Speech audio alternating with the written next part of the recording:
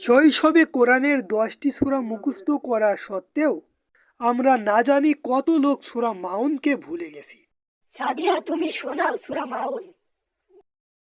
يا أيها الكافرون لا أعبد সূরা কাফিরুন না, সূরা মাউন। আর আমাদের শহরে না জানি কত এমন মুসলমান আছে শুধু এই কাহিনীটা দেখেই মনে হয়। আচ্ছা, আমাদের ভিতরে দিন, ইসলাম আর দুনিয়াকে নিয়ে বলো। এটা গুরুত্বপূর্ণ কথা, দিন এবং দুনিয়া। কি আফসোস, আমি খুবই অল্প জানি। এটা জানো, দিন আর দুনিয়াকে ব্যালেন্স করাই যায় না। কালকে এক সাহাবী বলছিল সূরা মাউন আল্লাহ আর আল্লাহর নবী বলে দিয়েছে দিন এর ভিতরে দুনিয়া কি, এর মানে দুজনেই এক, তাছাড়া আর কি।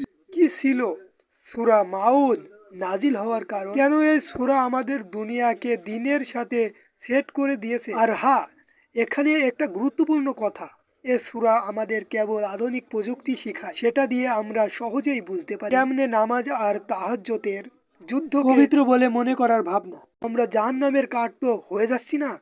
মালিক, আমাদের কাজ করার 3 বছর হয়ে গেছে, যদি টাকাটা দিতেন তবে অনেক ভালো হতো।